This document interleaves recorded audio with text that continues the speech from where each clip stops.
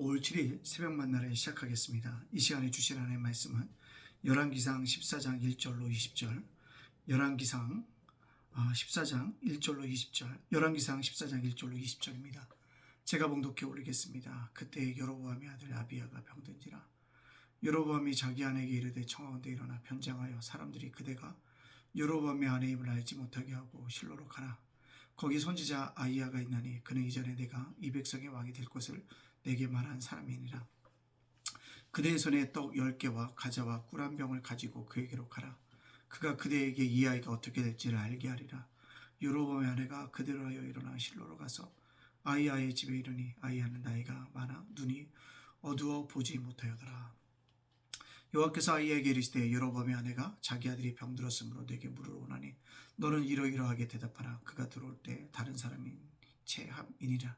그가 문으로 들어올 때 아히야가 그 발소리를 듣고 말하되 여로보암의 아내여 들어오라. 내가 어찌하여 다른 사람인 채하느냐. 내가 명령을 받아 흉할링을 내게 전하니니 가서 여로보암에게 말하라.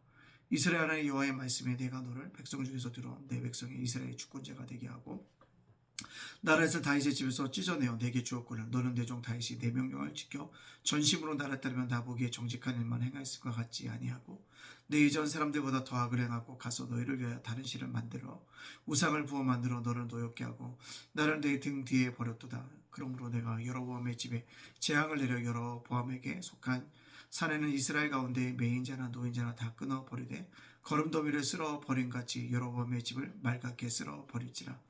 여로보암에게 속한 자가 성읍에서 죽은즉 개가 먹고 들에서 죽은즉 공중의 새가 먹으리니 이는 여호와의 말씀하셨음이니라 하셨나니 너는 일어나 네 집으로 가라. 네 발이 내 성읍에 들어갈 때 그 아이가 죽을지라. 온 이스라엘이 그를 위하여 슬퍼하며 장사하려니와 여로보암에게 속한 자는 오직 이 아이만 묘실에 들어가리니 이는 여로보암의 집 가운데 그가 이스라엘 하나님 여호와를 향하신 선한 뜻을 품었음이니라. 여호와께서 이스라엘 위에 한왕을 일으키신즉 그가 그날에 여로보암의 질을 끊어버리라.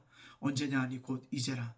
여호와께서 이스라엘 쳐서 물에서 흔들리는 갈대같이 되게 하시고 이스라엘 그의 조상에게 주신 이 좋은 땅에서 뽑아 그들을 강건으로 흩어지리니 그들은 아세라상을 만들어 여호와를 진노케 하였음이니라.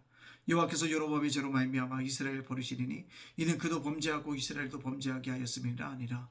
여로보암의 아내가 일어나 디르사로 돌아가 문지방에 이를 때 그 아이가 죽은지라. 온 이스라엘이 그를 장사하고 그를 위하여 슬퍼하니 여호와께서 그의 종 선지자 아히야를 통하여 하신 말씀과 같이 되었더라. 여로보암의 그 남은 행적 곧 그가 어떻게 싸우는지와 어떻게 다스렸는지를 이스라엘 왕 역대지랑에 기록되니라. 여로보암이 왕이 된 지 22년이라. 그가 그의 조상들과 함께 자매 그의 아들 나담이 대신하여 왕이 되니라. 아멘. 오늘도 새벽 만나라 싸울 수 있도록 하신 하나님께 감사하고요. 말씀을 하나님께 함께 동역하는 여러분들 주님의 이름으로 축복합니다. 여러분들 우리는 은총의 자녀가 되어야 합니다. 은혜가 아니고선 살아갈 수가 없습니다. 오늘은 살아가는 것은 어젯밤에 나에게 베푸신 오늘에 나에게 베푸신 하나님의 크신 은혜입니다. 날마다 그 은혜 속에 살아가는 귀한 자녀가 되어지길 원하고요. 하나님께 감사하는 믿음의 사람이 되어지기를 간절히 원합니다. 자, 오늘 새벽에 주시는 말씀이 무엇입니까? 여로보암의 아들이 병들었어요. 아비야라고 얘기하고 있습니다. 근데 여로보암이 그가 어떻게 될지 궁금해합니다. 그래서 그의 아내에게 전에 자기에게 왕이 될 거라고 얘기했던 아히야를 찾아가라고 합니다. 다른 셈 척하면서 가서 물으라고 합니다.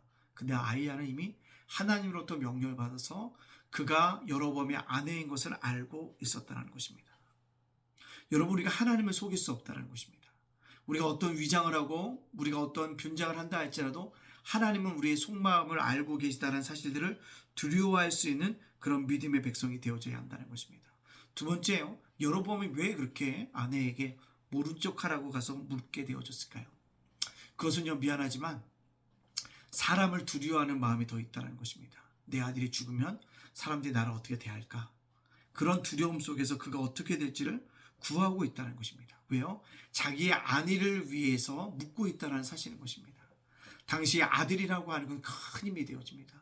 저도 두 아들과 한 딸이 있는데요. 아들들이 성장할 때 보면 괜히 모르게 든든하게 되어지는 것들을 발견하게 되어집니다. 그래서 자기 어떤 권위들이 무너질까봐 두려워하는 마음으로 모른 척하게 가서 묻게 하였다는 것입니다. 그러나 하나님은 이미 모든 것을 알고 계셨다는 것입니다. 자, 아히야가 갔더니요. 아히야에게 찾아갔더니 아히야가 여로보암 아내에게 좋은 일을 이야기합니까? 아니에요. 경고하잖아요. 뭐합니까? 너희 집안에서 난 남자들이 뭐다 다 죽임을 당할 것이다. 뭐 개가 먹을 것이고 새가 먹을 것이다라고 얘기합니다. 참 잔인한 하나님의 경고의 말씀하고 있다는 것입니다. 또 뭐하는 것입니까? 너희 아들 아비야만 조상의 묘실에 들어가지 나무 들어가지 못할 거라면 죽어서도 평안하지 못하고 뭐하리라 저주를 느끼게 될 것이라는 저주와 같은 경고를 그에게 하고 있다는 사실입니다. 또요, 여로보암의 죄뿐만 아니라 그 죄를 쫓아가는 이스라엘 생통도 뭐하리라 나중에 흩어지리라. 아수르에게 흩어지잖아요. 바벨론 때 흩어지잖아요. 그것을 예언하고 있다는 사실을 우리에게 보여주고 있습니다. 여러분, 이 경고의 말씀을 듣고 여러분이 깨달아야 할 게 뭘까요? 오늘 저와 여러분에게 주시는 적용의 말씀은 무엇일까요? 저는 이거라고 생각합니다. 은혜를 누렸다면 은혜를 가운데 살아라. 은혜를 누렸다면 은혜 가운데 살라는 것입니다. 끝까지 은혜를 누려야 한다는 것입니다. 여러분, 은혜를 누린 자가 아닙니까? 다윗 가문의 혈통이 아님에도 자손이 아님에도 불구하고 왕이 되어졌습니다. 얼마나 놀라운 은혜인 것입니까? 또요, 다윗의 아들 솔로몬은요 2지파밖에 갖지 못했어요. 르호보암은. 근데 여로보암은 10지파나 가졌습니다. 많은 사람이 그를 따르게 하셨다는 것입니다. 그가 똑똑해서요, 잘나서요, 능력이 탁월해서요, 전쟁에 능해서요? 아닙니다. 하나님의 주권적인 선택이 있었다는 거죠. 은혜의 자녀였다는 것입니다. 근데요, 그 은혜를 잊어버렸다는 겁니다. 그 은혜를 망각했다는 사실입니다. 모든 것을 내려놓았다는 사실들을 발견하게 되어진다는 것입니다. 은혜를 간직해야 되는데, 끝까지 은혜 가운데 누렸다면 은혜 가운데 살아야 되는데 그러지 못했다는 것입니다. 여러분, 우리도 주님께 주셨던 은혜 가운데 산다면 끝까지 은혜를 누릴 수 있는 그런 믿음의 사람으로 살아가야 한다는 것입니다. 그러기 위해서 해야 될 일이 뭡니까? 첫째, 구원의 간격이 나 안에 있을 때 우리는요 은혜 가운데 살아갑니다. 주님의 십자가의 죽음이 나의 죽음이었고 주님의 십자가의 죽음이 나의 허물 때문이었다고 고백하여 진다면 그 구원의 간격이 나에게 넘쳐나게 되어지면 은혜 가운데 살게 될 수 있습니다. 날마다 구원받은 자의 간격으로 살아가기를 원합니다. 그래서 어떻게 해요?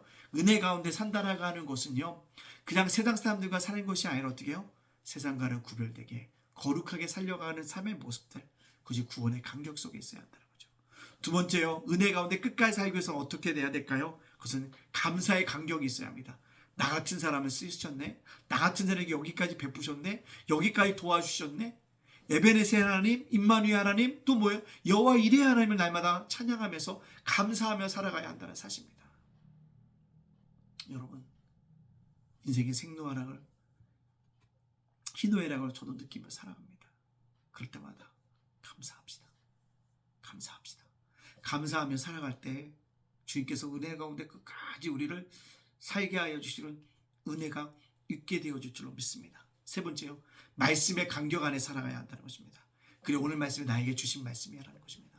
때때로 제가 신학교 강의를 하거나 어느 학교에서 교회에서 강의를 하다 보면 문제를 물어요. 성경의 난제들을 묻습니다. 미안하지만요, 성경의 난제, 왜 난제겠어요? 어려우니까 난제죠. 아무도 풀 수 없어요. 그런 것에 질문하지 말 하는 사람이 의외로 많아요. 그런 것에 질문하지 말고요, 물론 궁금증이 있으면 물어야 되죠. 근데 너무나도 그것만 집중하는 분들이 있어요. 아닙니다. 오늘 살아갈 때 나에게 주셨던 이 말씀 내가 어떻게 적용해야지, 내가 이 말씀 붙들고 어떻게 살아가야지, 그것이 더 중요하다는 것을 꼭 깨닫고 말씀의 간격 안에 살아감으로 말미암아 은혜 가운데 끝까지 누리는 믿음의 백성들 되어주시기를 주님의 이름으로 축복합니다. 아멘. 기도합니다. 사랑의 하나님, 감사합니다. 오늘은 살게 하시니 감사합니다. 내일도 도와주실 것을 믿고 감사합니다. 날마다 감사하는 믿음의 백성을, 믿음의 사람들로 우리가 살아갈 수 있도록 역사해 주시고 함께하여 주옵소서. 우리가 여러분처럼 은혜 안에 누리고 살았다면 끝까지 은혜를 누리며 살아갈 수 있도록 우리를 붙잡아 주시옵소서. 그러기 위해선 구원의 간격이 넘치게 해주시고 감사의 간격이 넘치게 해주시고 말씀의 간격이 우리를 지배할 수 있도록 역사하여 주옵소서. 이단교회 부흥하기를 원합니다. 양적 성장이 있기를 원합니다. 양적 부흥이 일어나기를 원합니다. 하나님 도우시고 역사하여 주시고 붙여 주시옵소서. 예담 작은 도서관에도 함께해 주시고 아버지 하나님, 우리 성도들 자녀들 세옥과 일터와 사업장과 윤수일 목사와 저희 가정을 지켜 주시옵소서. 모든 영광을 주께 돌려오며 예수님의 이름으로 축복하며 기도합니다. 아멘.